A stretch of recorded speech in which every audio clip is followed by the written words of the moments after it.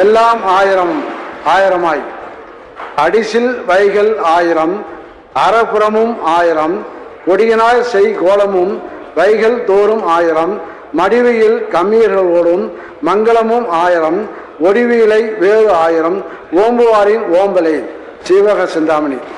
வளம் நிறைந்த நாட்டில் உள்ள ஊர்களில் நாள்தோறும் கிடைக்கும் உணவு வகைகள் 1000 அறச்சாலைகள் 1000 அங்கே மகளிர் ஒப்பனை செய்து கொள்ள மணி மாடங்கள் 1000 மேலும் செய்தொழில் சிறிதும் சோம்பல் இல்லாத கம்பியர் 1000 அதனால் நிகழும் திருமணங்களும் 1000 நாட்டில் தவிர்தலன்றி காவல் செய்யும் பாதுகாவலரும் 1000 எனும் திருத்தக்க தேவர் அவர்கள் சீவக சிந்தாமணி காப்பியத்தில் கூறியுள்ளதை போலவே மக்களின் பசியையும் விவசாயிகளின் வறுமையும் அறவே அழித்து ஒழித்தல், உணவு பாதுகாப்பு அளித்தல், ஊட்டச்சத்துள்ள உணவை வழங்குதல், வாழ்வாதாரத்தை மேம்படுத்துதல், இயற்கை வளங்களை சிறப்பாக கையாளுதல், சுற்றுச்சூழலை பாதுகாத்தல், வளங்குண்டாத வளர்ச்சியை அடைதல் ஆகிய பணிகளில் மாண்பு முதலமைச்சர் அவர்களின் வழிகாட்டுதலில் சிறப்பாக நடைபெற்று வரும் மேலாண்மை உடல்நலத்துறையின் பங்களிப்பினை மேலும் மெருகூட்டி வேளாண் பெருங்குடி மக்களின் வாழ்க்கையை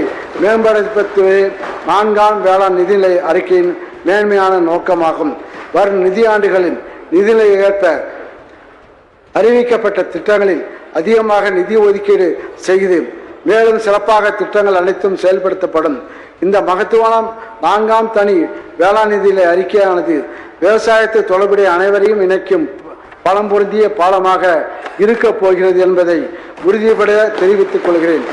தமிழ்நாட்டின் 3 வேளாண் நிதிநிலை அறிக்கைகளையும் சீரிய முறையில் தயாரித்து மாமன்றத்தில் சமர்த்தியது போல 4ஆம் நிதிநிலை அறிக்கையிலும் பல்வேறு புதிய திட்டங்களை உருவாக்கிட எனக்கு உறுதுணையாக இருந்த தலைமைச் செயலாளர் சிவதாஸ் மீனா ஐஏஎஸ் அவர்களுக்கும் நீதித்துறை அரசு முதன்மை செயலாளர் திரு உதயசேந்திரன் ஐஏஎஸ் அவர்களுக்கும் வேளாண்மை உற்பத்தியாளர் மற்றும் அரசு முதன்மை செயலாளர் செல்வி அபூர்வா ஐஏஎஸ் அவர்களுக்கும் துறை தலைவர்களுக்கும் அதேபோல முதல்வர் அலுவலகத்தை அனைவருக்கும் நெஞ்சார்ந்த நன்றியினை தெரிவித்துக் கொண்டு விடைபெறுகிறேன்.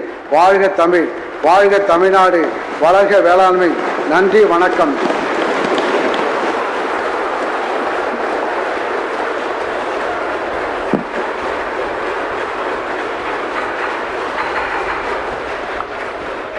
வேளாண்மையும் தாண்டி பெரிய தமிழறிஞர் ஆயிட்டீங்க.